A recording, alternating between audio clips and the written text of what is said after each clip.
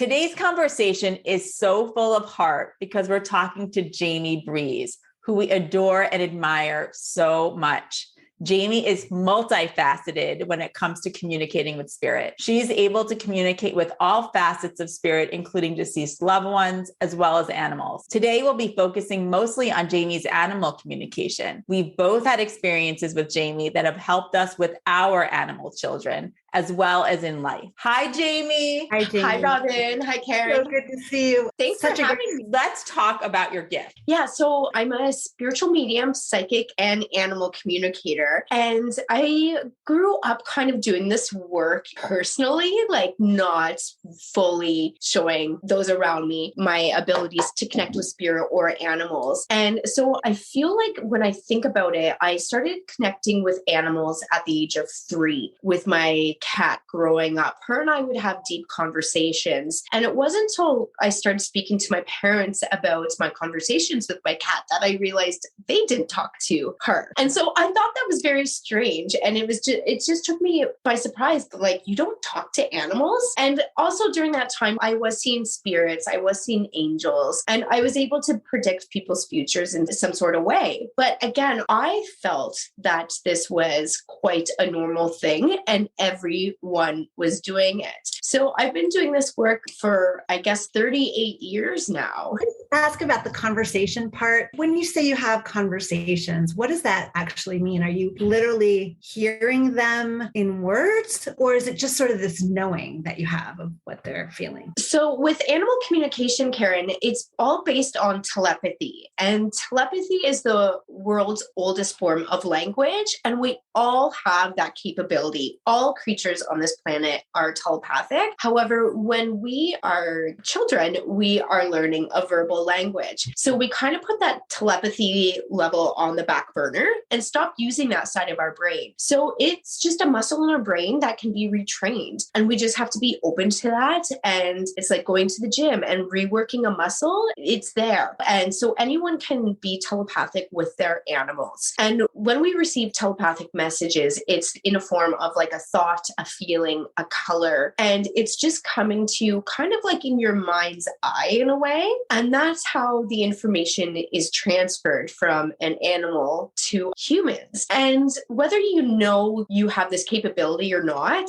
if you're really close to your animal, chances are you're being telepathic with them on a daily basis. And you might not realize it, but when your dog needs something, when your cat is trying to get your attention for some reason, that's all based on telepathy. But the interesting thing is doing this work, realizing the ultimate and innate wisdom our animals actually have and how much more they know than we give them credit for. Can you talk about that? What has your experience been with understanding the wisdom that they have here, that they come into this lifetime with? And how do you see animals' role in this world? Well, so in my work as a spiritual medium and animal communicator, I do communicate with a lot of spirit on the other side. And spirit, when I say that, is a form in a higher vibration. So whether that's family, friends, loved ones, your fur babies. So they have kind of shown me this innate wisdom on the other side. And when I communicate with an animal who is in the physical body, their energetic form is very similar to those who are on the other side.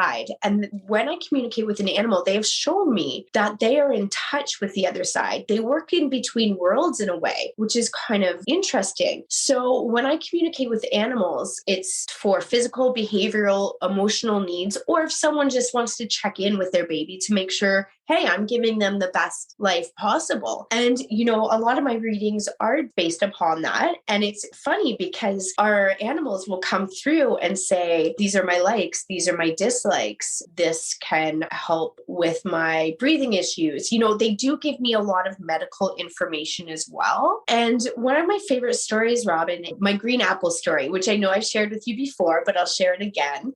So I was communicating with this 12-year-old German Shepherd named me Mika. And her mom wanted to check in with her, make sure she was doing everything possible to give her the best and healthiest life possible. And Mika wanted to share with me that her mother suffered these excruciating migraines. And Mika shared with me that the pain was so intense, it would go all down the one side of her face and into her neck. And then what this dog did was shared an image of a green apple. And again, when I say shared with me an image of a green apple, in my mind's eye, there was a vision of a green apple. And I was like, what does that mean? So I use Google a lot in my work because sometimes I just don't understand what the animals are telling me. So I Googled green apples and migraines. And the first thing that came up was the Smell and Research Institution in the United States claims that the smell of green apples can help reduce the severity of migraines. And at this time, I didn't know that my client had suffered from migraines. So when I consulted with her after my conversation with her dog, she was floored, saying, yes, I've been suffering with migraines for decades. So to me, that showed me the wisdom our animals have. This dog knew. Yeah, it's not like the dog is Googling. And the other thing that I just want to point out to everyone is that you are doing this by setting the intention to connect with Mika in this case, with the energy of Mika, with the permission of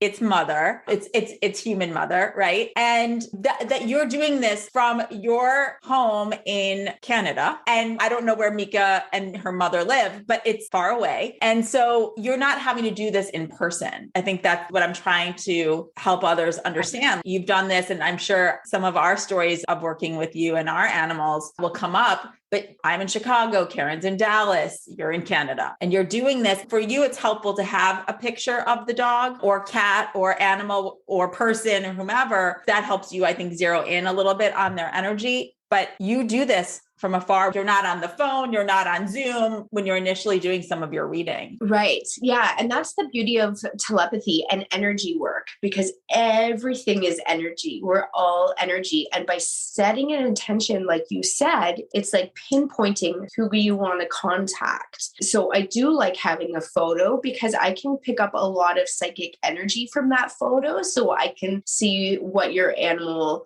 animal is, like get their core essence per se by having that photo. And the other cool thing about this type of work is it doesn't matter what language anyone speaks. That's a great point. Yeah. Right. You're receiving the messages in a way that you can understand and then translate. Yeah, absolutely. Another profound story I had was a cat from France. He was having this horrible time eating, and his mom contacted me and she said, I've taken him to the vet. They've done x-ray after x-ray. We don't understand why his mouth is inflamed and all this stuff. And this cat, his first language is French, we're going to say, but he showed me an image and it was so clear to me that he had a bone stuck in his jaw. And so his mom trusted this process and took him back to the vet, and they did another x-ray. And sure enough, they found a minuscule type bone lodged in his gums. So it turned out 6 months prior to this, he had dental surgery and a piece of the tooth got broken off when they were extracting the tooth. So he knew for 6 months that he had this bone stuck in his gums, and it just made his entire mouth inflamed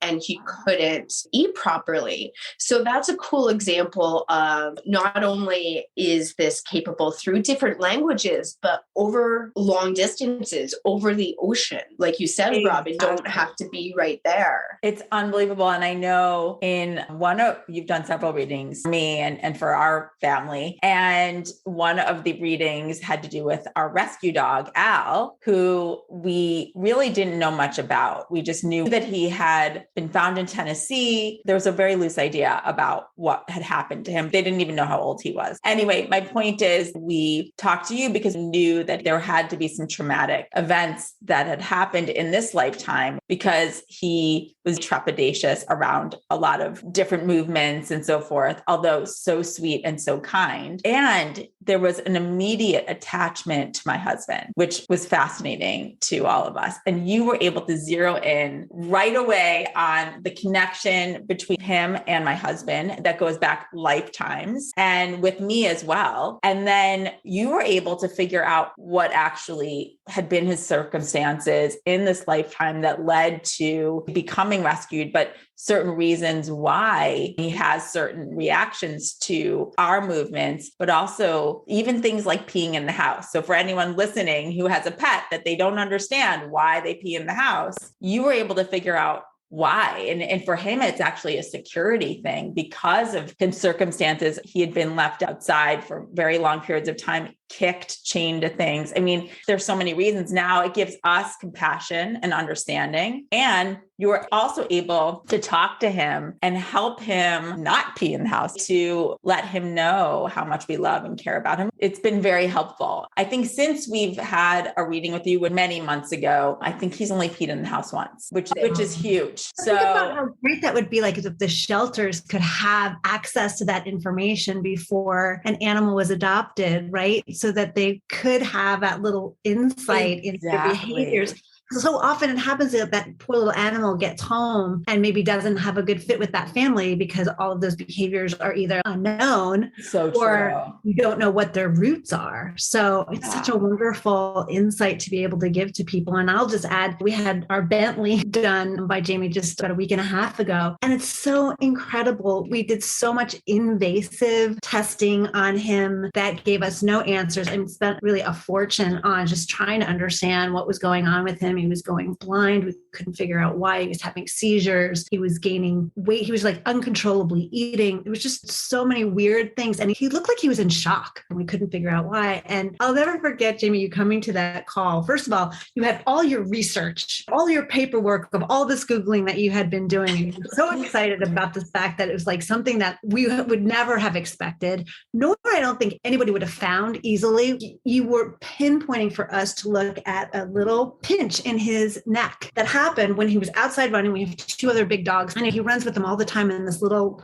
area of the apartment. And he had quickly looked over his shoulder for the other dogs and had that crimp in his neck. And it was literally impacting his vision, his cognitive ability in a lot of ways. Anyway, you had a Googled diagnosis for us to not only have them look for this, but also to find some less invasive ways of dealing with that. So seeing a cranial specialist, even a dog chiropractor or massage or acupuncturist, to really try those things first versus go down this deep rabbit hole of trying to get it diagnosed elsewhere. So grateful for that. And then also to have those insights into what he was feeling, the confusion, the fear of what was going on as all of this was happening to his poor little body. So that connection that my dog has with my husband is very clear and soulful as well. And just your ability to be able to pick up on that. And just one other thing I wanted to add that you touched on before that just hit me was the fact that you said that tapping into animals is really like tapping into people or souls from the other side. And it never really clicked in my mind, because there are such love essences on earth that makes so much sense. Of course, you would be able to tap into that. Of course, they would be as close to almost heaven on earth as you could get because of that connection with love that they have and that love that they give. So really beautiful. Well, and isn't that interesting with Bentley? Because Bentley is the one that gave me that information. Like that information came from him. Mind blowing. So isn't that so cool? Because I didn't connect on a higher source and be like, okay, what's wrong with Bentley? Bentley has that innate wisdom, that universal wisdom that all our animals do. And he was able to pinpoint it. And it's called cerebral artery dissection. And that's amazing. And Robin, it was so funny because Bentley showed me him turning his head to look at the other dogs, and he pinched that nerve. And doing my research again, because I'm not medically trained. So anytime an animal gives me this information, I Google it to see like, why is this making sense? You can get this cerebral artery dissection from washing hair, doing a certain yoga pose, jumping on the trampoline, and playing tennis again was another big one because you're twisting your neck a little bit. But I thought that was so crazy that even just from shampooing your hair, the way you twist sometimes can create that. So for Bentley to show me that he just whipped around too fast was awesome. An awesome diagnosis to see that, because at first I was like, okay, how did he get this pinched nerve? Was he in a car, like a fender bender? Did, Karen, you were worried about someone maybe stepping on him like one of the dogs. And he was like, nope, I just turned around too fast. And now it's creating all these neurological kind of upsets. And it's a simple little thing, but traumatic at the same time. And it can mirror. That's what's so scary for animals, because they can't tell you when they are in pain. So you are kind of grasping at straws on what is causing it. And to be able to really see actually when the cause happened, it's something that we never would have guessed. We were going to go down the neurological path, which in essence, this is what it is. But at least we have the source of what the problem was and what easier solutions we can use. Yeah. So again, Robin, so Bentley recommended for himself craniosacral therapy. That's incredible. Yeah. And then he said maybe acupuncture, but he wants to do CST first. Oh my God. This is just unbelievable. And yet at the same time, in our world, it makes sense. Isn't that so amazing? And that's why working with animals and understanding their wisdom, they just have such infinite knowledge. Yeah. I always say they're smarter than people because they're more in tune. Yes. Well, that's the thing. They are. And I think so much of that is that they're not bogged down by our day-to-day and keeping up with this and that. And we get further away from that universal truth and love. And love. Yeah. They're here to always remind us. Communicate without words all the time. I read this thing recently where when a dog wags its tail, it increases the vibration in the room. And I was like, that is so true, because they just bring pure joy to you. And because they are so in tune with everything, it's not uncommon that when I'm connecting with an animal in the physical realm, that they do bring in your loved ones who are on the other side as well. So that's really cool, because they do see spirits, because death is not death for them. Like, death to us is so scary. It seems like an ending to us. And that's why I don't usually use that word, because it's just going into a different form. So they always see spirit around us. And that's how they're so full of love, because they have that energy base. That's so true. And actually, I think that's actually a really good segue to talk about grieving our animals and an experience that you have gone through in recent years, and also reconnecting with that same spirit of an animal. Can you talk about your connection with Breeze? Yeah. So for those of you who are listening who don't know my story, I have a dog, Breeze, who passed away 5 years ago and is in a new form now. She reincarnated back to me. So when I first met Breeze in her previous body, I knew we had this soul connection. I knew we had lived life after life together, and we were soulmates. And I know a lot of people believe soulmates are like a man and a woman, or a woman and a woman, and, a human bond, but I don't. I think it can be human or animal related. And my dog is definitely my soulmate. And so Breeze unfortunately had to transition the day after her 16th birthday. And I was just completely gutted. I didn't know how I was going to live the rest of my life without her. And I thought, I'm not going to live the rest of my life without her. I'm going to start researching animal reincarnation and how to get our animals back. And then I didn't even think at the time, okay, well, I was communicating with my cat when I was young, and I've worked with spirit before, and I've given readings before, but I've never done it on a professional basis. So I didn't understand my abilities fully yet. I started reaching out to Breeze on the other side, and it took a little while for her to come forward and give me messages because my grief was so thick. Can you talk about how this incredible process has worked for you and how it can work for others? Can you talk about animal grief as well? Because I know you and I have talked about it at length, because it's something that people don't seem to recognize as clearly as grief between humans. Yeah. So it's not recognized in our society. When we lose an animal companion, and again, like, it could be your soulmate, you might consider your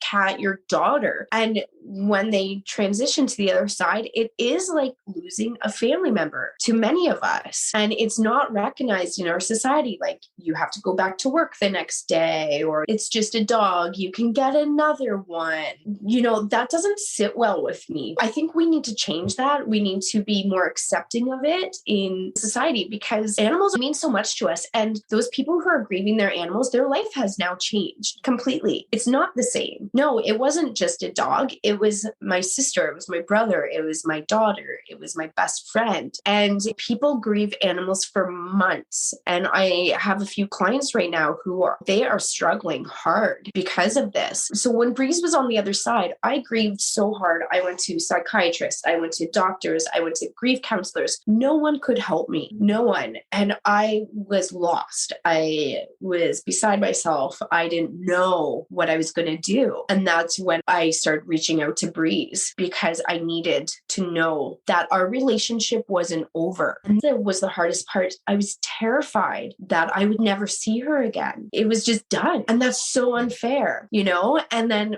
finally, when she started communicating with me from the other side, I realized that it's not over. And I really want to help people grieving understand that your relationship never ends. It's just in a different form right now. So we need to bridge the gap between the physical and the non-physical world in order for that relationship to continue. And it sounds crazy, but when our animal is on the other side, we can strengthen that bond. We can make it even stronger than it was. And I've been shown so many times with clients and animals who are on the other side, them reincarnating back. And I've learned from Breeze and the other animals that we don't want to live here sick and in pain. So we're literally just going to go get a new body and come back to you. You just have to trust. Wow. Wow. I love that. What were some of the signs that you got from Breeze that you just knew? Yeah, because I felt like you were kind of on a treasure hunt, you know? I was. So she started communicating with me 4 months after she passed away. And it took that long because I was in such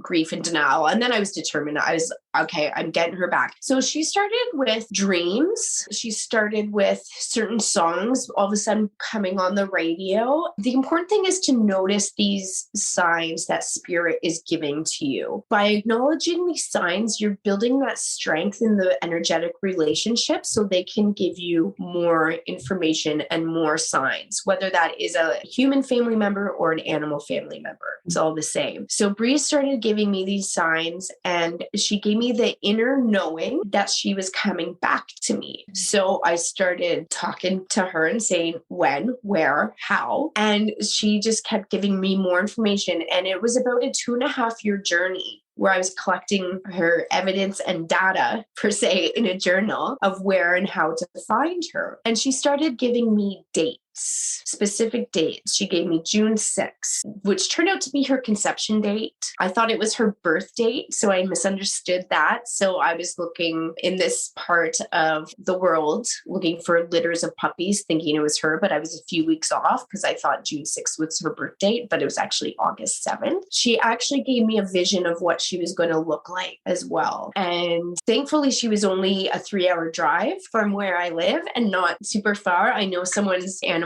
who reincarnated. They were in Hawaii and their dog reincarnated in Chicago. So it was a little more tricky, but she gave me all this information, including her birth name that she was going to be named. But it was funny because that birth name, it was Zoe. And so I thought there was a woman named Zoe who had Breeze. So I was looking everywhere for a woman named Zoe, couldn't find one, harassing everyone in my path. Do you know someone named Zoe who might have puppies? And I found her on Kijiji. It was the picture she showed me and her name Zoe. So that's how I found her. And it was in the area she told me, which was a 3-hour drive from where I live. And you just knew when you got her in your arms, you just knew it was her. I did know it was her, but it wasn't all sunshine and rainbows like I thought it was going to be. It was like really muddy and cold and raining. And I had this horrible cold at the time. And all she wanted to do was sleep. And I was like, Breeze, it's mom. It's mom. And my boyfriend actually has a video of me holding her for the first time, and she's covered in mud because it was from a farm. So it wasn't the picturesque kind of reunion I thought,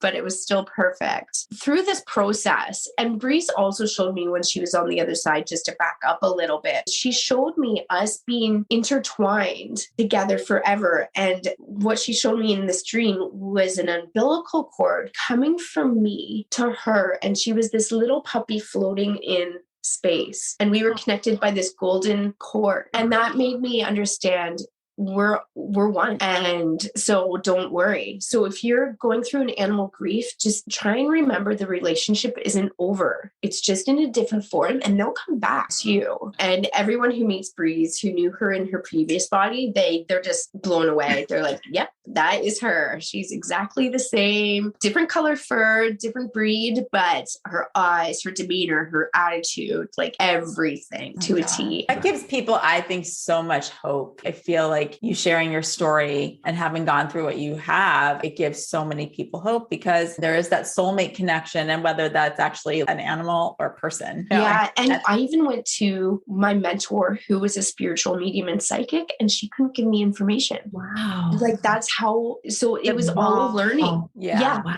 It was all learning. And Breeze was like, I guess Breeze was saying, I can't come through and give my mom messages because she needs to learn how to get the messages from me in order to help other people. That's right. At the time, I was screaming and so frustrated over it because I just wanted to hear from her, knowing that she was still with me. But I had to learn on my own, and look where it's led me. So talk about that too a little bit, Jaime, and how you had the courage to really transition this into sort of your life's work. How did that happen, and what gave you the confidence that this is really what you were here to do? I've just always had that inner knowing. And when I was younger, I said to my mom, I'm going to be a spiritual healer and a psychic. And I've always been pushing towards that. And society makes you kind of take a step back from your dreams at times. And that's my inner calling. And I've always done kind of what I felt was right. I never kind of go with society's plan. I'm always on the other path. And with Breeze coming back, that's not something you can ignore. It was so profound and so amazing. And like, I have my journal still with all the details that she shared with me. So it's proof, it's physical proof that this happened. And I have like witnesses around me who were with me on this journey. And my mission is to help those grieving their animals and let them know that their animals can reincarnate back. So pretty much what I did, I just put myself out there, and I started on social media and Instagram, and I work with clients all over the world now. It's been phenomenal. I've only been doing this on a professional level for 2 years, and because people are searching online to help with this, and there is more and more avenues popping up, I'm noticing, to help with animal grief and acknowledging it. But people need this. Absolutely. I want to ask, when you did tell your mom what you were seeing or what you were feeling, and then that you even potentially wanted to be a spiritual healer when you grew up, what did she say? Because I know part of that gift that you recognized early on is now something that you're helping other children with. So can you talk about that part of everything? Yeah. So my parents were very supportive. They tried to help me as much as they could, but it was pre-internet. So my mom would go to the library and look up psychic books and reincarnation books, because I was also born remembering some of my past lives as well, which I would speak openly about. What? So it's interesting. Breeze was a horse in one of my previous lives, and we were in an indigenous tribe, and we were both killed in this battle. And I remembered that very vivid when I was young, and I used to have dreams about it all the time. And I call it a scar, but it's actually referred to as a birthmark. But I have a scarf that I was born with from that previous incarnation. And so that was one of the first things I would speak to my mom openly about, is what the scar was from, how I was killed. And I gave her the name of the tribe I was from. Unfortunately, she can't remember it, but I was getting ready today, and I instantly got the word Cherokee in my head. So now I'm wondering if I was a Cherokee. So Breeze and I were both killed in that life. It wasn't until I met Breeze in her previous body that I realized she was my horse. And it's funny because a lot of people say, do you know, Breeze has a lot of horse energy around her. I noticed that when we met her the other day on the phone. She does. She's very regal. And she trots like a horse too. So that was really interesting. So going back to your question, Robin, my mom did as much research as possible. And my mom's intuitive as well as my grandmother, who is now on the other side, but they always shut it out. So my mom believed. She was always a believer in this line of work and stuff. So I really wanted to go to post-secondary school for parapsychology, but my parents weren't very supportive of that. So they kind of steered me in a different direction, which is okay now because I pulled myself back into my life plan. And one of the things that you offer are ways to help children who have these abilities, right? For parents who aren't sure what to do. Yeah, because that was a huge problem for me growing up. My parents were very supportive, but a lot of my teachers at school weren't. So all my peers would come to me and ask me questions about ghosts and say, my house is haunted. How can you help me? Or I was predicting people's futures and stuff. A lot of my teachers,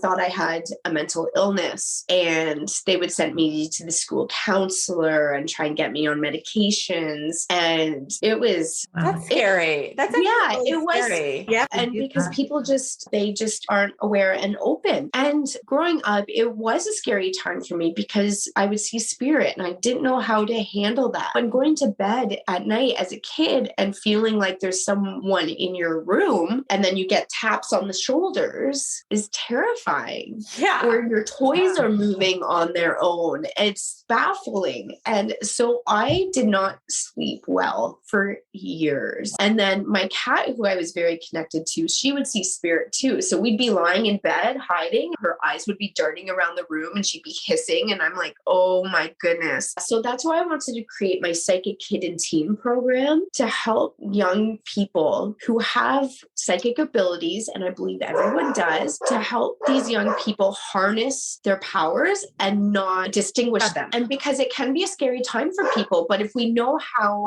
to strengthen it and turn it on, turn it off when we need, it's a game changer. It is. Well, and that's the thing that I know I've learned even coming into doing some of this work as an adult is knowing how to protect myself and my space from entities that I don't want around. And again, I'm an adult needing to do that. So I can't imagine as a kid facing that on my own. And we've many healers that have shut themselves down for years just for that very reason, because they didn't have that support. And now we're kind of being more open to it, which is great. And there's more and more people harnessing their abilities and being open and being like, this is who I am, stepping into the power. But we shut it down because the church really did prohibit that for centuries. There was witch burnings and all that stuff. So people kind of repressed themselves over time, but now it's more accepted. And why not use our innate abilities? Now that I know what's happening and know what it is, I think it's empowering. You also trained yourself to be a really good interpreter of what you see and how to give that information to people in ways that they can integrate it into their day-to-day, or how they can apply it to their dog, like in real time. So it's one thing to be say, well, I see spirits or I hear spirits, but it's another to really become a resource for them when they're looking for answers and giving them some real guidance. I think it's kind of come a long way. Yeah. Well, and the other thing is working in this type of field, it's not working with low energies. We're working with higher vibrations, angels, spirit, loved ones, God, Buddha, whoever you believe in on that higher vibration. It's not a scary low energy based work. That's so true. And speaking of all of that, because we know that everybody has the ability, is there one thing that you could tell people listening today, if their pet is in the physical, is there something that they can do to try and understand their pet a little bit more? We just lost your video for a second. So what I would suggest is trust. And our animals understand our language so much more than we give them credit for. They understand everything we're saying and what we're interpreting for them. So whether you want to speak to your animal out loud or in your head, the animal is going to receive your message. And if you don't receive it back, that's okay. You will start, but try and practice it. Let your animal know what the day's plan is. So if you have a dog, okay, we're going to go for a walk, then mom has to go to work, and then we'll go for another walk after dinner time. Give them their layout for the day. That is so important for one.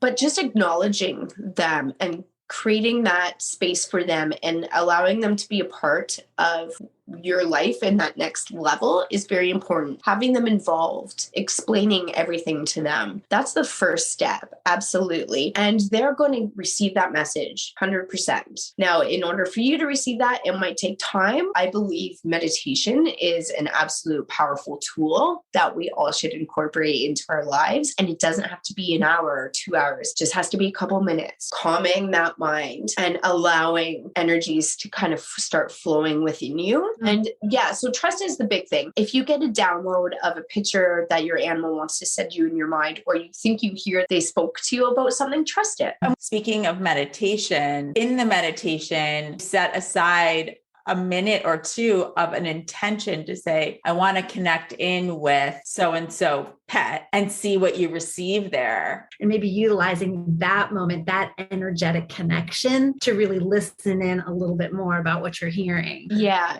They tell you all the time, I think, and we probably hear so much more than we even realize. We just don't acknowledge it. Absolutely. And our animals are just like people. They have needs, wants, likes, dislikes. And a lot of people just kind of put them to the side like they're an object in the house. And imagine doing that with a child, and your child starts acting out. Well, I wonder why. We have to look into it more. But like Karen, your dog Bentley mentioned he wanted the barbecue chicken with the spicy sauce. And Dad wasn't giving him the spicy sauce because he thought it was going to upset him. But he's like, no, I want the spicy homemade sauce. So you can't deny how smart they are. And by listening to that, you've just given him a little boost in life. They're listening. They hear me. Yeah. It's so true. It's paying attention with Al when you read him and helped us understand him better. He's so used to routine that, and I would assume that most animals are actually. And when things would disrupt the routine, it would cause him so much like anxiety. And so anxiety would come out by barking and inconsolable. And we didn't understand that until we had that reading with you. And now it makes so much more sense. And if we communicate with Al and say to him, listen, today is going to be this way, X, Y, and Z, there is something to alleviate that anxiety. That's a perfect example. Exactly. Like our animals are so smart, but you want to always remember, treat them kind of like, interact with them like you would a 5-year-old. So you have to let them know what is going on, why, how, where. True. And using that, every 5-year-old is asking why all the time. Right. Yes. That's a great point. Remember that. They're not human. They don't understand every aspect. They feel the energy, but they don't always understand it. Mm-hmm. Well, and yet we treat them like that, but they do have the wisdom that is way beyond. Yeah, exactly. So that's why it takes us. We need to honor our animals more and understand them more and treat them like they should be treated. Yeah. We agree. And while we have you today, one of the things that we started talking about before we started taping today was something that Jaime helped Karen with last week, actually. And Karen and Jaime had time on the books to actually talk about Bentley, which we've talked about today. Karen actually suffered a tremendous loss in her life, and it impacted her as well as her son and those close to her. And if you both would feel comfortable sharing a little bit about that experience, because as Jaime did start out talking, she not only communicates with animals, she is able to communicate with other spirit, and that includes deceased loved ones. Sure. I mean, for me, we had made the appointment with Jaime a couple of weeks prior. So when this event happened, it was my son's best friend passed away quickly. He had been living with us for a while. Graham had known him since junior high school. So they were really, really close brothers on every level, had gone through many experiences together. And so Tyler was down visiting us and was looking to make Dallas his home. He'd found a job here. He loved it here. He was comfortable with us. We're moving into a new home. So it was just really the perfect environment for him to really start fresh with the comfort of his soul brother by his side, and the rest of us, of course, too. So when we heard that Tyler had passed so quickly, obviously we quickly went back home to be with the family and to comfort them as best we could. But there was a lot of confusion about how Tyler had passed. A lot of questions were left unanswered. And obviously the biggest one is, oh my gosh, really, is he okay? way, because even though you have all these tools and maybe be believing in all of the things that we talk about all the time, when it's such a sudden, mysterious kind of death initially, you just can't get your head wrapped around it. And so I had sent a note to Jaime ahead of our call saying, I just felt like coming into that energetically, she needed to know where we were and what we were feeling. And she kindly took a moment and was able to tap into Tyler. I could tell it was something that was not easy to do because he was so newly on the other side. And yet his energy just obviously made itself known to Jaime. And she was able to give such tangible detail to me that I could pass along to his family. And as you can imagine, there's that little bit of fear of me being sort of the messenger in between. How ready is my son and Tyler's girlfriend and his mother? I ended up talking to on the phone for this information. I was a little afraid to deliver the wrong information or information that just felt too general and that wouldn't be comforting to them. But what Jaime was able to do is give tangible things down to the color of Tyler's car, to the fact that there was something in his car. There was a jacket of Graham's in his car that he had borrowed from Graham that we found later. A really lovely message for Mia, who Jaime was able to pick out her name. But I think the most moving thing that came out of it, particularly for Tyler's mom, Jaime asked, is there anything that we can give to Alicia, Tyler's mom, that would help comfort her specifically? And Jaime was so honest. She said that wall of grief is really big right now, especially since it's so fresh. And she said, I'll give you this. I would rather give you something really, really specific, but all I can tell you is that I see Tyler with his hand on his mom's right shoulder. And I was like, that's awesome. I will pass that along. And so I was able to hang up and I talked to Graham, my son, Mia, and Alicia. And it was one moment of like, oh my God, oh my God, oh my God, after another, because it was so tangible, Tyler. It was just so real to them, all those details that I was able to give to them. And the mom hung up and called me right back. And she said, you know what, Karen, that message from Tyler about his hand on my shoulder, that is not a broad message at all. I have a tattoo on my right shoulder that I got for Tyler. And it was just like, we all just broke down and cried together. And then at that very moment, they started screaming again. And literally at that moment where we were still talking, the lights in Tyler's house where they were all sitting, because Jaime had said Tyler is literally there in the living room with them. Those living room lights started flashing. And it wasn't, listen, we can all explain a light bulb going out, right? But this was like a 3-tiered light. And it started with one, and then it went to 2 of the 3 lights flashing, and then them doing the flashing in unison. And the most beautiful thing happened is Tyler's youngest brother, who worshiped him, and I think is having the hardest time of all with the passing, had come down. He had come down because the dog was barking as well, and sat down to watch the lights going. And just as he settled on the couch to watch it, the lights stopped. So it was as if Tyler said, yeah, I'm here, dude. You know, I see you. And it was the evidence that they needed at that moment in time to know that Tyler was there and that he was okay. And there was no shadow of doubt in any of them when we finished that phone call. And so we have you to thank for that, Jaime, just to have the bravery, like you said, just to put it out there, whatever it was, that it was all so specifically needed for each one of those individuals at that point in time where they needed that reassurance more than ever. So indebted to you for that. Well, thank you. And it's funny because before I do my sessions, I set my intention. So before our session, I was trying to feel Bentley's energy, get Bentley back in the room with me so we could have a great communication. And that's when I felt Tyler's presence come through. And that's how spirit works. They get the call. It's like using a cell phone. They get the call. Okay, someone's trying to connect with me. Let's connect. So it's about that trust. And the other thing is never second guess any messages, because it doesn't have to make sense to you. It will make sense to the person you're delivering the message to. So I'm going to be working with Tyler's family today after our podcast here. So I'm hoping we can get some more concrete evidence. But again, it is so fresh in their grief minds and whatnot. But he came through last week, so I'm feeling confident today about that. Yeah. And I would say too, for those listening, what a gift that everyone was open enough to receive. First of all, Tyler was powerful enough to come through right away, and everyone involved was open enough to receive. And we know, from all the work that the three of us have been doing, that isn't always the case right away, because even for Karen, and I'll speak from being soul sisters and best friends, and I think even with all the tools that we have and the resources that we have, when such a tragedy like this strikes, you question everything. And thank goodness we have these tools and resources, because Karen has been able to use them and it's still so fresh.